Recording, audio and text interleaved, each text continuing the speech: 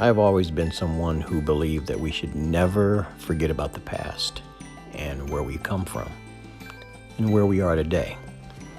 Having grown up being a product of the 70s and the 80s, it's always been fun for me to look back. I'm just wired that way.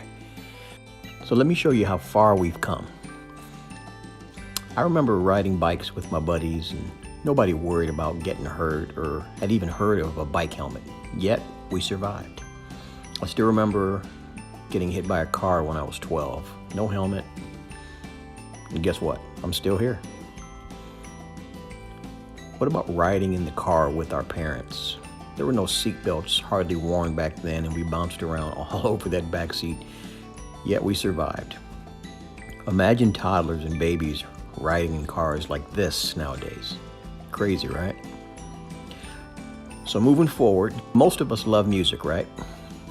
So looking back, when I was a kid, we listened primarily to radio, and eventually things began to change. Remember when radios were popular? These things went from being at-home units to small transistor radios that were actually invented back in 1954, and later on, those boom boxes you could carry around with you that appeared on the scene in the mid to late 80s. I still remember having to keep a ton of D batteries in my room because you'd play it so much they would end up dying on you. As consumers began wanting to be able to buy a certain song that they heard on the radio, the record's popularity increased. Believe it or not, the invention of the record came on the scene in the late 1800s as well as the radio. I can still remember the first record that I ever bought back in 1973. It was Elton John's Benny and the Jets. So as technology advanced, we moved on to 8-track players that appeared on the scene back in 1963. It's hard to imagine an 8-track as technology compared to today, but it was.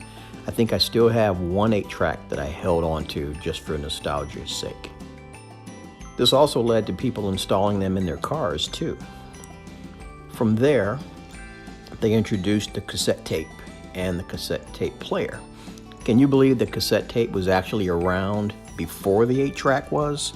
But it actually surpassed the 8-track in its popularity. I still have a box full of those things up in my attic.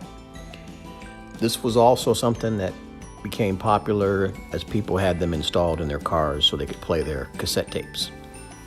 The next big thing that arrived on scene was the CD and the CD player. This eventually pushed the cassette tape out of the picture. CDs were invented and became popular back in 1982 and also became portable devices as well as being installed in our vehicles.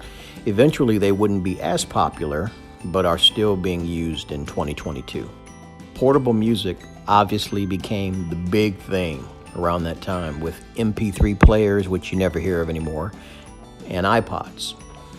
Here you can see the progression as the MP3 players and the iPods became smaller and smaller.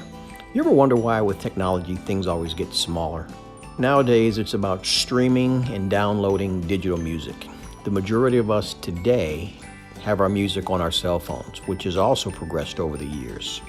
It's hard to believe that it's been just over 22 years since our phones did not have music on them.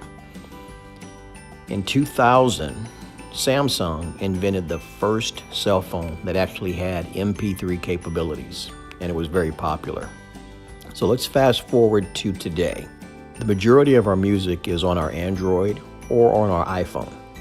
Plus, streaming and downloading digital music is definitely king. Gone are the days of people lugging around an iPod strapped to their arm or an MP3 player. So as we move into 2023 and beyond, it'll be interesting to see what the future brings next when it comes to music. If you haven't already done so, please subscribe to the channel. Make sure you like this video, comment on this video, and share this video.